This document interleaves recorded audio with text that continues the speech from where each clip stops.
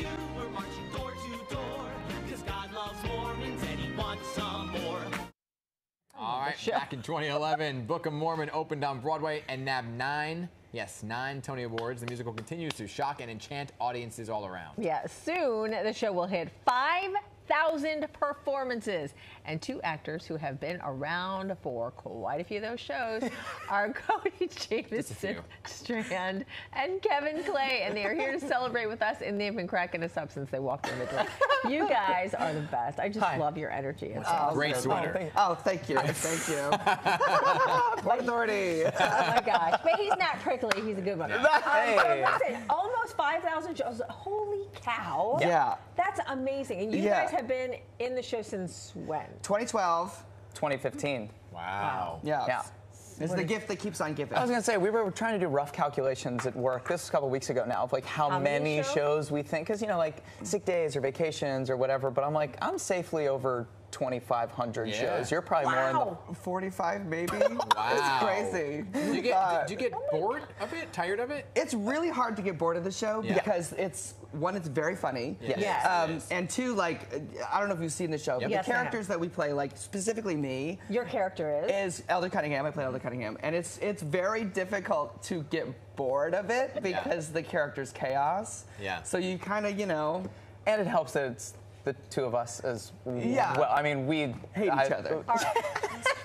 We have a terrible time, and we dislike each other, and you know. So in real life. Yeah. And you play again. I'm Elder Price. Elder Price. Okay. So it's not. I mean, we're completely opposite characters on stage, which is great. Well, and it's funny that like we are such good friends in real life as well, and so we've been doing this for a long time with them.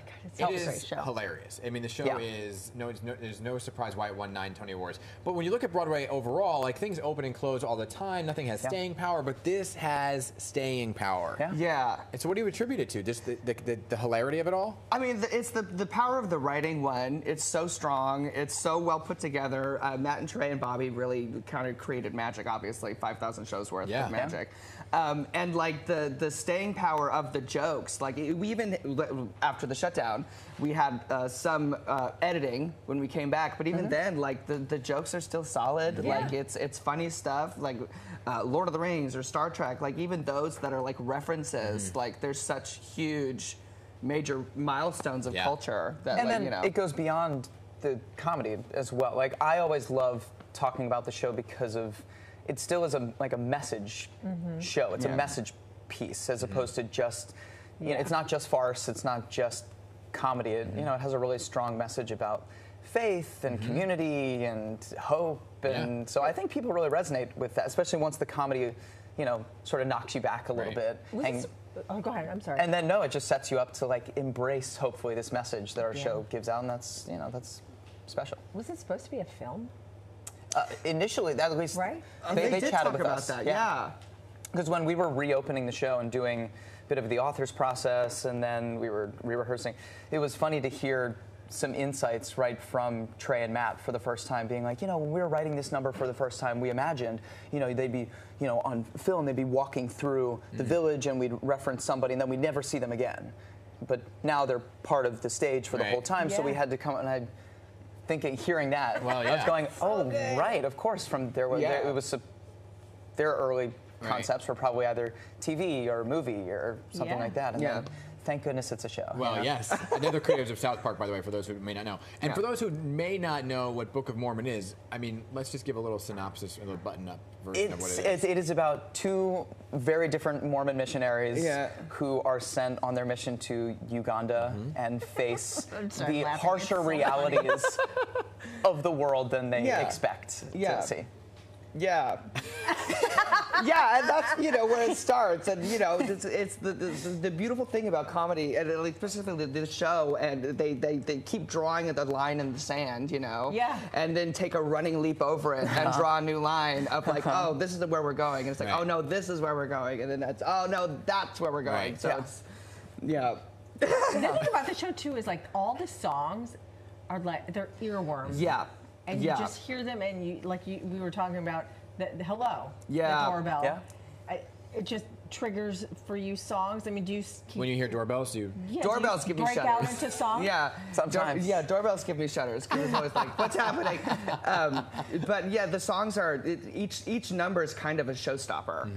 And so, you know, it's like, besides like the big dance numbers that happen, you know, and even if you listen to the album, seeing it on stage is a completely different experience. Yeah. Specifically for some of the more involved numbers, you never really quite know what's happening unless you see it. And on purpose as well. Like, you know, once again, it was really great to get some specific insight from Bobby Lopez, who wrote the music, and the guys that each song, some to varying degrees, are all modeled after in their brains. They're like, when we wrote this, we had this musical theater song in mind that then we wanted to play and grow from. And so it has that purposeful, almost standard musical theater vibe. Now, like I was saying, they're earworms. I know this show is not for children. I have very young children. Come, and it's always alarming. Well, this is what happens when children listen to the soundtrack. These are my kids.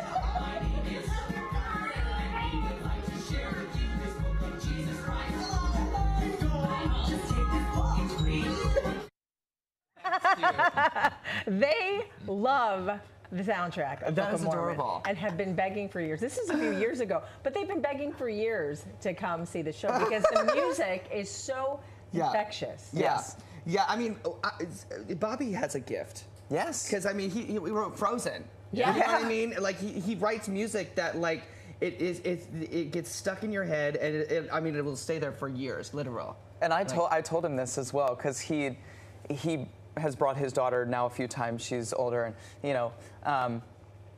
But I told him when I was first coming up to the city, I used to take trips with my best friend and our moms, and at the time, Avenue Q was a musical he wrote was on, and so our moms wanted to go see something else, and you know, we knew that Avenue Q was, you know, a little bit more for adults, but we were probably 13. We were like, oh, it's this little puppet show. You guys go see Drowsy Chaperone. We're just gonna go see this puppet show, and they said, yeah, sure. And it changed my life. So at home, you know, I'm listening to Avenue Q at home, and I know where, you know, all the moments I have to like mute, so that they don't know and then turn it back up. So I really do secretly hope that there are kids listening to our soundtrack out there a little bit, you know, being a little sneaky. Mom of the year right here. Congratulations, guys. Thank you. Well, thank you. I mean, it's a privilege. Yeah.